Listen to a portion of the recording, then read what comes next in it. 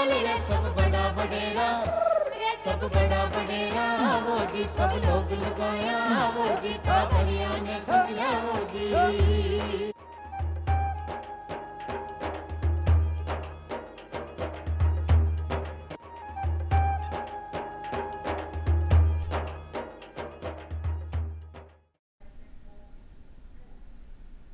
चौपाल दे एक बड़ा सबड़ा भाई और बहना ने राम राम। बाहर बना स्वतंत्रता दिवस गणतंत्र दिवस की जानी एक बहुत महत्वपूर्ण दिन है, वो है संविधान दिवस।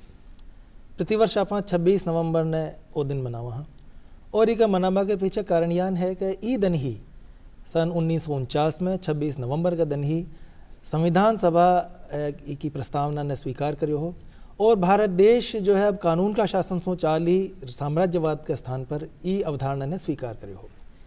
और भी कुछ बातें ही पहली यान आप जो दिन है आप राष्ट्रीय विधि दिवस के रूप में जानता है, लेकिन अंबेडकर जी की 125वीं जयंती आप इन्हें संविधान दिवस के रूप में मनावा ला गया। बाहर बना अंबेडकर जी की जानी अपना जो भारत देश है इनमें तमाम तरह का ऋषि मुनि भी हुआ है, समाज सुधारक भी हुआ है, और देवों की भूमि है, ऋषियों की भूमि है, समाज सुधारकों की भूमि है, महापुरुषों की भूमि है। और यान केवना के अटे तो भगवान राम और भगवान कृष्ण भी जन्म लिया है, भगवान भी देवता भी अटे जन्म ले बनतर से अपनी ईशान की भूमि है। ईशान ही अपना एक महापुरुष हुए है भगवान बिरसा मुंडा। पूरा देश वहाँ की 150वीं जयंती वर्ष भी मना रहे है। तो आज की चौपाल में आप दो विषयों पर, एक तो जनजातीय गौरव दिवस और साथ ही साथ संविधान दिवस पर, ये दो विषय माथा बातचीत कर। आज अपनी चौपाल में दो विशेषज्ञ आप आमंत्रित करें हैं। आप हैं डॉक्टर SP महिंद्रा साहब। राम राम साहब। महिंद्रा साहब आप विभागाध्यक्ष हैं हिंदी राजस्थान केंद्रीय विश्वविद्यालय किशनगढ़ अजमेर से अपने बीच में है। और दूसरा विशेषज्ञ है डॉक्टर कमलेश जी मीणा साहब। आप शिक्षाविद हैं, सहायक क्षेत्रीय निदेशक हैं इग्नो यानी इंदिरा गांधी ओपन यूनिवर्सिटी। आप दोनों मेहमानों को बहुत बहुत स्वागत है। सबसे पहले तो महिंद्रा साहब मैं थासो यही जानना चाहूँ कि भगवान बिरसा मुंडा बहुत एक व्यक्तित्व है, बहुत कम उम्र में ही देश के तणी वे जान दे दी। तो थोड़ा सा बिरसा मुंडा के बारे में माँ का दर्शक भाई बहन बताओ। गोविंद जी, छोटा जीवन और बड़ी बात। आप देखें, ऐसा व्यक्ति पूरे झारखंड में जिनके नाम से एयरपोर्ट बना हुआ है, जिनके नाम से ऐसी कोई संस्थान नहीं है, चाहे वहाँ का कोर्ट हो चाहे कोई और हो, जहाँ पर बिरसा मुंडा जी का नाम नहीं हो। और तो और हमारे संसद भवन के सेंट्रल हॉल में जिनकी तस्वीर लगी हुई है बिरसा मुंडा जी की, तो कहीं न कहीं ऐसी शख्सियत थी जिन्होंने 25 साल में वह कर दिया था जिसकी वजह से आज भी देश उनको याद कर रहा है। 15 नवंबर 1875 में उनका जन्म होता है, और उस समय स्थितियाँ आपको पता है कि भारत देश गुलामी की वह स्थिति में अपने आप को जकड़ा हुआ महसूस कर रहा था, जिसमें सारे जल जंगल और ज़मीन पर अंग्रेज अपना शासन चाह रहे थे। वो पूर्णतया उसको वहाँ से ख़त्म करके उसका फ़ायदा ले जाना चाहते थे। एक जगह एक लेखक करुणिंती राय कहती हैं कि जब वो शुरू में आए थे तो अपने मिशनरी का प्रचार करते हुए बाइबिल लेकर आए थे। उनके हाथ में बाइबिल थी और हमारे आदिवासी भाइयों के पास में ज़मीन थी। और एक समय ऐसा आया जब आदिवासी भाइयों के हाथ में बाइबिल थी और उनके हाथ में ज़मीन थी, पूरा का पूरा कब्जा करने की। और यहाँ जब ये सारी पीड़ा जब लोग भोग रहे थे, लगान की पीड़ा को लोग भोग रहे थे, जहाँ पैदावार उतनी नहीं हो रही थी लेकिन फिर भी अपना लगान जमींदारी प्रथा से वसूल वो करवा रहे थे, उस समय छोटे छोटे विद्रोह पनपने लगे। और उसी में एक विद्रोह के जो नायक के रूप में हमारे सामने आते हैं वो बिरसा मुंडा जी थे। जी, बिरसा मुंडा जी अपने 25 साल में वह व्यक्तित्व था जिनके बारे में ऐसा कहा जाता है, अंग्रेजों ने, एक वहाँ पर कमिश्नर फोर्ब्स हुआ करते थे, और उस समय उन्होंने सोचा कि लोगों पे भय फैलाने के लिए इनको जब कोर्ट में पेशी करनी जाए तो इनको बेड़ियों से बांध करके और रास्ते में से लाया जाए, तो इनकी जो पीड़ा है वो झलकेगी और लोग बाग भयभीत होंगे और हमारा शासन बढ़िया तरीके से चल पाएगा।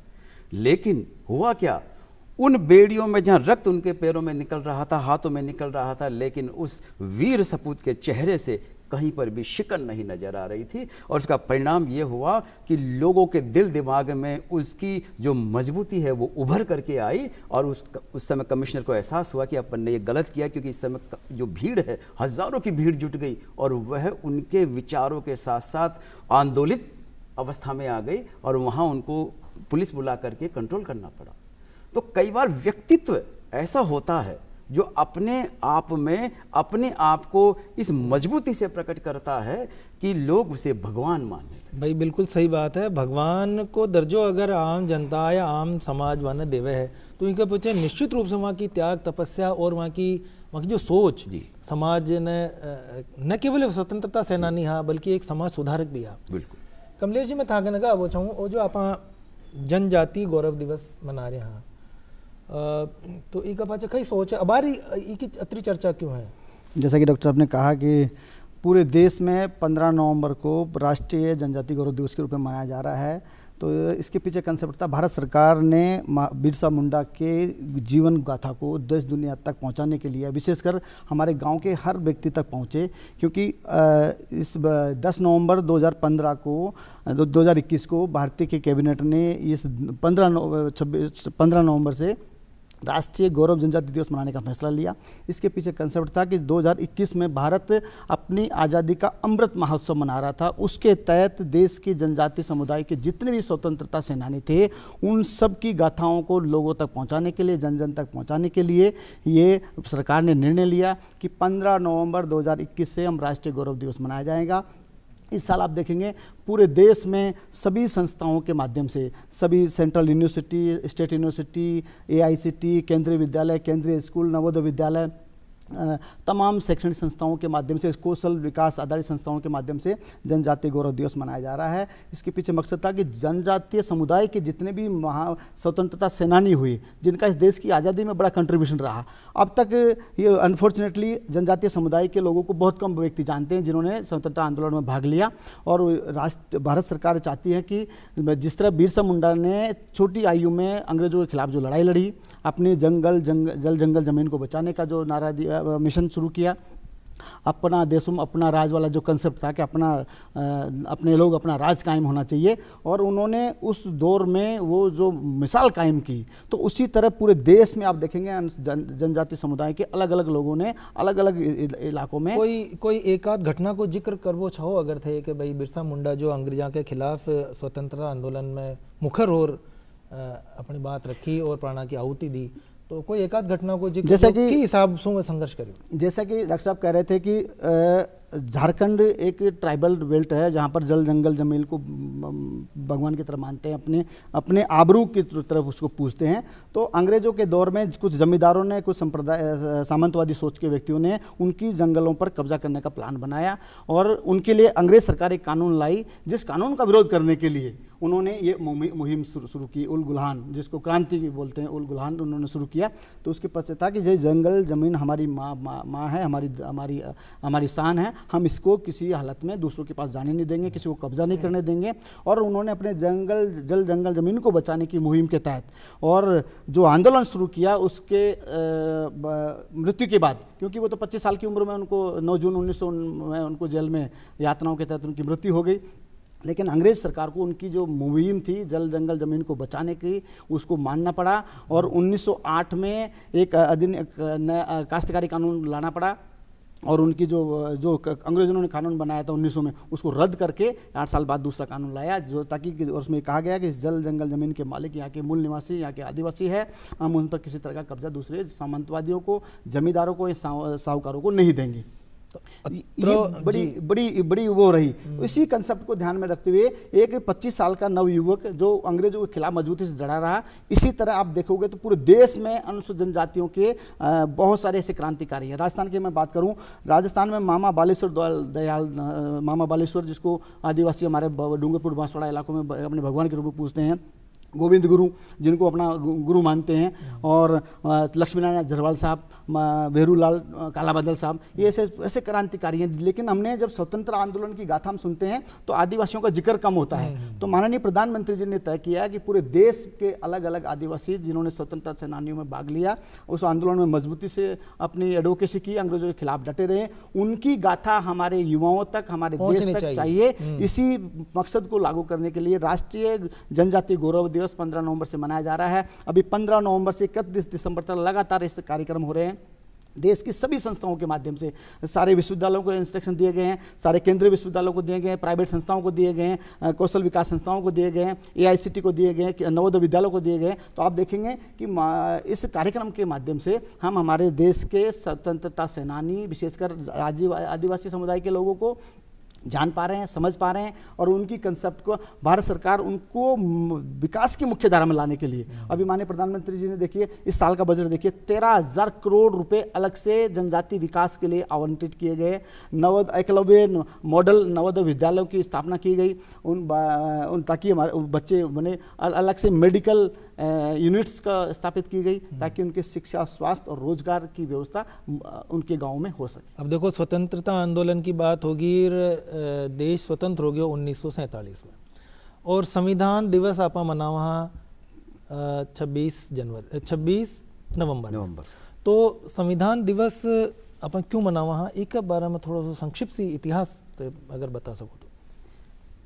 जब देश आज़ाद हो रहा था उस समय ये लग रहा था कि आगे देश को किन नियमों के सहारे चलाया जाएगा। बिल्कुल। और उस समय संविधान सभा का गठन होता है और वो अपने अथक प्रयासों से बहुत सारे बाहर के संविधानों का अध्ययन करके एक संविधान का खाका तैयार करते हैं। उनका कई बार संसद में पाठ होता है, पाठ के बाद पुनर्पाठ होता है, और उसके बाद में 26 नवंबर 1949 को वो उसका अंतिम पाठ है जो किया जाता है, प्रस्तुत किया जाता है, और उसे उस समय स्वीकार किया जाता है। पूर्णतः लागू तो बाद में फिर 1950 में होता है, लेकिन उस दिन से उसको क्या, उस दिन जो एक समिति है उसमें किसी का जन्म दिवस भी था, तो उसको भी मद्देनजर रखते हुए उस तारीख को किया गया। और बाद में फिर अंबेडकर साहब को जो विचारधारा है उसको जोड़ने के लिए लगातार 26 नवंबर को हम संविधान दिवस के रूप में हर साल मनाते हैं। और संविधान से लेकर के आज़ादी और आज़ादी के बाद में अनसंग हीरो को इस पूरे मुहिम के साथ साथ अपन जोड़ते हैं। जो बिरसा मुंडा जी को लेकर के आपने अभी जिक्र किया, तो उसमें भी थोड़ा सा ऐड ऑन और मैं करना चाहूँगा कि बिरसा मुंडा जी का जब आंदोलन था उससे पहले भी, क्योंकि आप देखिए पूरे देश में अगर पूरा नक्शा अपन देखते हैं तो जहाँ जहाँ जल जंगल है, जितना जितना, और जहाँ जहाँ खनिज है वहाँ वहाँ आदिवासी है। ये तीनों पूरक हैं अपने, कि जहाँ खनिज निकलेगा, ये जो पूरा आंदोलन जहाँ चला, छोटा नागपुर एक जगह है। छोटा नागपुर अगर देखा जाए तो क्षेत्रफल के हिसाब से मुश्किल से 2 से 3% क्या पूरा है झारखंड में, लेकिन वहाँ खनिज 30% निकलता है। तो वहाँ जो इन चीज़ों को लेकर के, वहाँ के आम आवाम के अधिकार को लेकर के, वहाँ जो चेतना अंग्रेजों के दबाव के प्रतिफल के रूप में जो आती है, तो उनसे पहले बुद्धू भगत वहाँ पर अपने पूरा का पूरा बैकग्राउंड तैयार करते हैं। जो बिरसा मुंडा जी से पहले, ये 58 की बात है, 1858 में बुद्धू भगत वहाँ पूरा बैकग्राउंड तैयार कर देते हैं। वहाँ वो उस स्थिति में आ जाती है कि 50 के करीब उनके साथ साथ वो हमेशा युवा ऐसे रहते थे जो लोग तीर कमान लेकर के चलते थे कि जहाँ पर भी किसी भी प्रकार से आदिवासियों को परेशान किया जाता था, चाहे वह जमींदार के द्वारा परेशान किया जाता हो, चाहे वो किसी अंग्रेज शासकों के द्वारा किया जाता हो, तो उन सब को वो तीर कमान से साथ ही अपना परिणाम सुना देते थे और हमेशा उन आदिवासियों के साथ वो चलते रहते थे। तो यही आगे जो उनमें मन में भाव था वह आगे बढ़ता जाता है।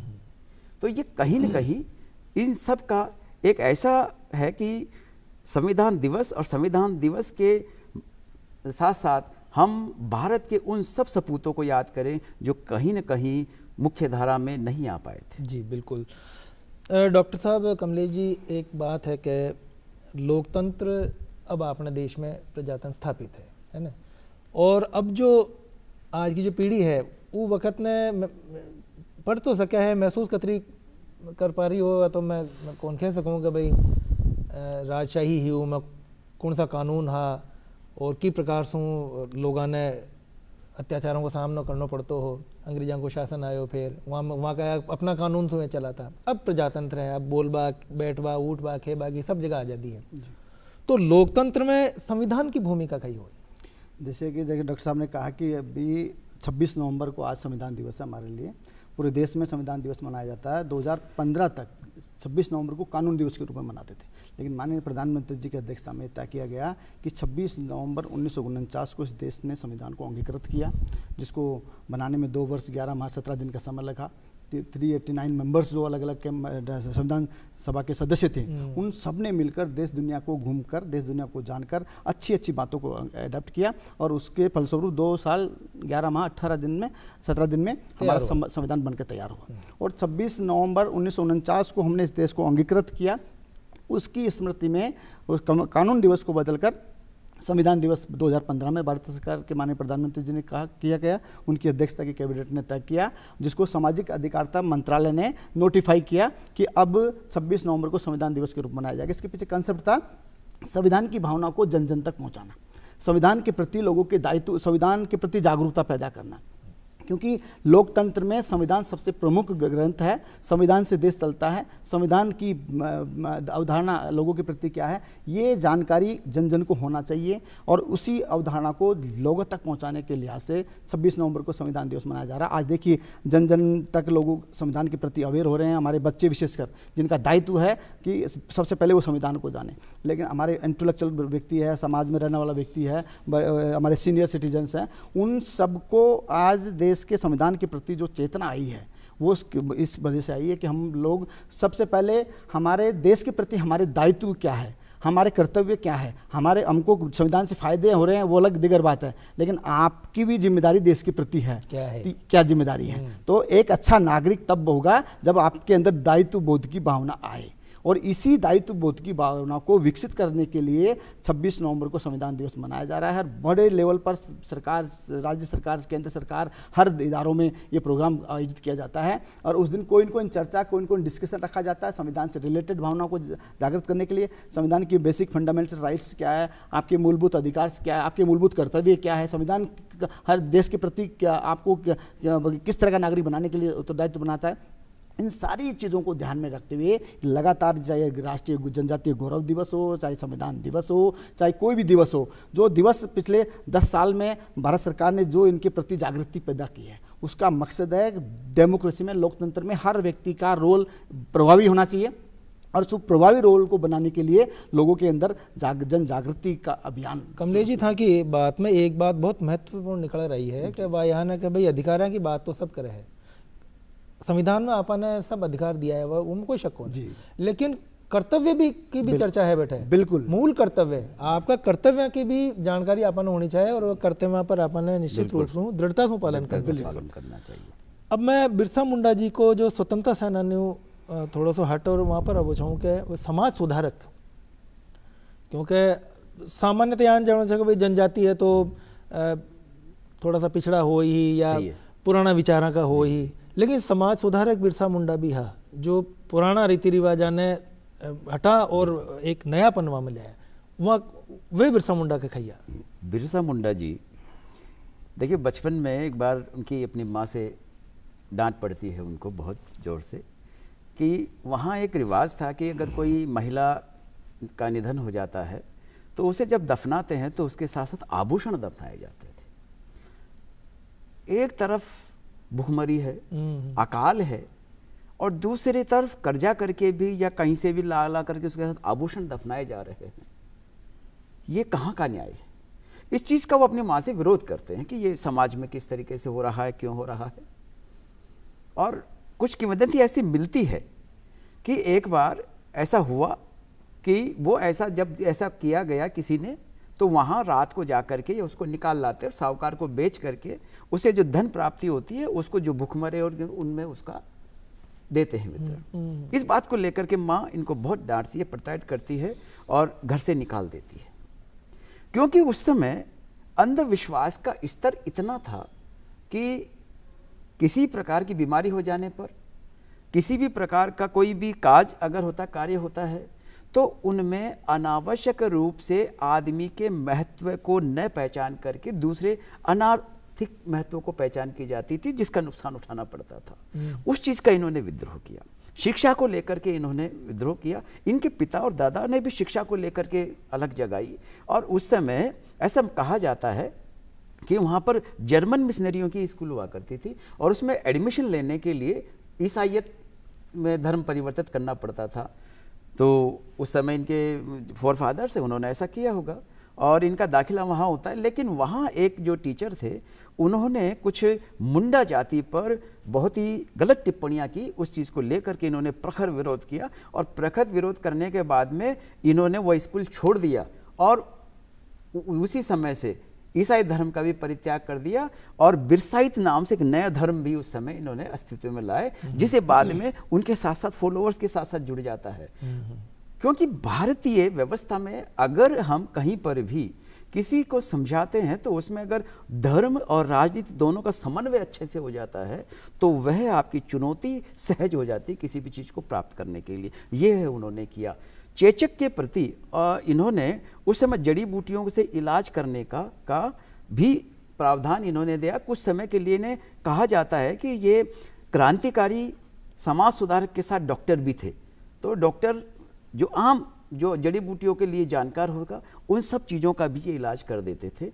तो ऐसे में ये महसूस करते थे और उसका इलाज कर देते थे। ऐसा माना जाता है, कुछ किंवदंतियाँ वहाँ की है कि एक बार बिजली कहीं पर ये थे और वहाँ बिजली गिरती है। बिजली गिरने से इनका जो है रंग एकदम से सांवला हो जाता है, लेकिन उससे कुछ शक्ति इनमें महसूस होने लगती है। अच्छा। और उस शक्ति के परिणाम से भी कुछ इस तरीके की समाज को एक नेतृत्व देने का भाव इनमें जागृत होता है। लेकिन कहीं पर भी इनके मन में खुद को भगवान मानने की बात नहीं आती है। एक जगह महापुरुष तो खुद ने भगवान कदे नहीं खेवे, वो तो आम जनता ही खेवे। वहां में गुणा का जो एक अतरा सारा गुण एक मिनट में देखे ना, तो फिर जनता की भावना जागृत हो जाती है। लेकिन जब ये 1896-97 के एक आंदोलन में जेल चले गए थे और 2 साल के आसपास जेल रहे थे, वहाँ से जब ये छूट करके आते हैं तो उस समय 2 बड़ी घटनाएं रोचक होती है। एक तो जब वो छूटते हैं तो इनके साथी जो थे मझिया थे, सोनू थे, और ये दूसरे जो उनके साथी 3-4 जो साथ साथ इनको नेतृत्व को पीछे से चला रहे थे, वो लोग भी वहाँ पर थे। एक भरिया करके भी थे। ये सब लोग जब साथ साथ जाते हैं तो इनको जो सामान दिया जाता है तो वो सामान में कमिश्नर ने मना कर दिया था कि इनको इनके जो साफ़ा है और चप्पल नहीं दी जाए, क्योंकि उस समय साफ़ा और चप्पल सिर्फ जमींदारों को पहनने का अधिकार था और आदिवासियों को या आम आवाम को पहनने का अधिकार नहीं था। इस बात को लेकर के वो बाहर जितने भी 25-30 लोग इनको लेने आए थे वो बहुत विरोध करते हैं इस बात का, लेकिन ये उनको समझाते हैं।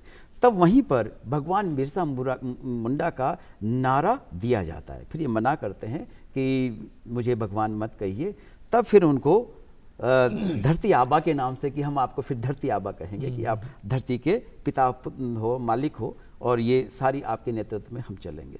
ऐसे बहुत सारी चीज़ें हैं जो इनके साथ साथ जुड़ती जाती है। अच्छा कमलेश जी, जनजातियों का तनी सरकार की कौन कौन सी लाभकारी नीतियाँ? मैं अभी आप देखेंगे भारत सरकार देख लो, राज्य सरकार देखो, शिक्षा, स्वास्थ्य और आजीविका को लेकर सरकार बहुत प्रखर है।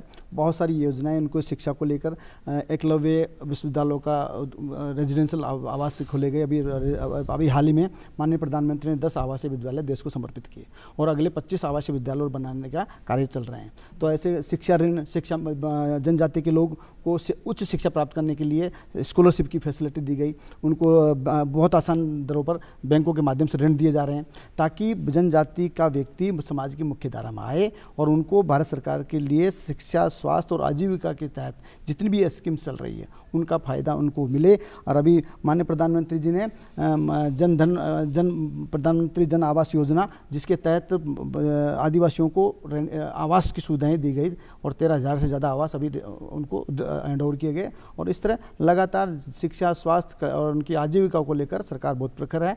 और और इस तरह की नई नई स्कीम्स, और अभी इस साल के बजट में देखेंगे 13,000 करोड़ अलग से आवंटित किए गए जनजातीय मंत्रालय को भारत सरकार के। तो ये कहीं कहीं सरकार की इच्छा, प्रबल इच्छा शक्ति दिखाती है। साथ सरकार चाहती है कि देश का जनजातीय समुदाय राष्ट्र की मुख्य विकास धारा में जुड़े, ताकि उनका शिक्षा, स्वास्थ्य और रोजगार की व्यवस्था हो। और लगातार जो कार्यक्रम किए जा रहे हैं इस जनजातीय गौरव दिवस के तहत, वो उसके पीछे मकसद यही है कि जितनी भी योजनाएं हैं, कल्याणकारी योजनाएं जो सरकार की है, उनका फायदा लोगों तक पहुंचे और जन जन तक उनका फायदा पहुंचे। उसी लिए ये राष्ट्रीय स्तर पर जनजातीय गौरव दिवस मनाया जा रहा है, ताकि सरकार की तमाम योजनाओं का फायदा लोगों को प्रमुखता से, ईमानदारी से मिले। सरकार की नीति का पता लगे कि सरकार किस तरह की योजनाएं, कि स्वास्थ्य को लेकर, शिक्षा को लेकर, आजीविका को लेकर, कौशल विकास को लेकर सरकार चला रही है। अभी ICSSR, Indian council for social science research के माध्यम से एक प्रपोजल तैयार किया गया। पूरे देश से प्रपोजल मांगे गए हैं कि राष्ट्रीय गौरव जाति जनजाति दिवस के लिए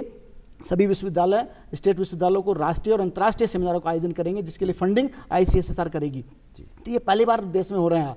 और ICSR ने, ताकि बिरसा मुंडा के साथ साथ तमाम देश के आदिवासियों का इतिहास, गौरव गाथाएं, उनका कंट्रीब्यूशन देश को मालूम पड़े, और हायर एजुकेशन के माध्यम से, कॉलेजों के माध्यम से, संस्थाओं के माध्यम से ये राष्ट्रीय अंतर्राष्ट्रीय सेमिनार आयोजित किए जा रहे हैं, जिसका भी प्रपोजल ICSR ने मांगा। ये तमाम योजना ऐसी है जो भारत सरकार को उनके प्रति इच्छा संकल्प शक्ति को दिखाती है, ताकि जनजाति समुदाय देश के मुख्य विकास की धारा में शामिल हो पाए। तो डॉक्टर कमलेश मीणा जी और डॉक्टर SP महेंद्र जी थे माँ का कार्यक्रम में पधार्या, और था कि बातचीत सू मैंने बहुत उम्मीद है कि भाई आप प्रजातंत्र में, लोकतंत्र में तो जी रहे हैं। भगवान बिरसा मुंडा ने भी याद करता हुआ, और संविधान में जो आपने मूल कर्तव्य है वहाँ ने भी याद करना चाहिए, वहाँ पर भी पालन करना चाहिए। तो बहुत बढ़िया जानकारी दी, बहुत बहुत धन्यवाद। बहुत बहुत धन्यवाद, आपका भी बहुत बहुत धन्यवाद।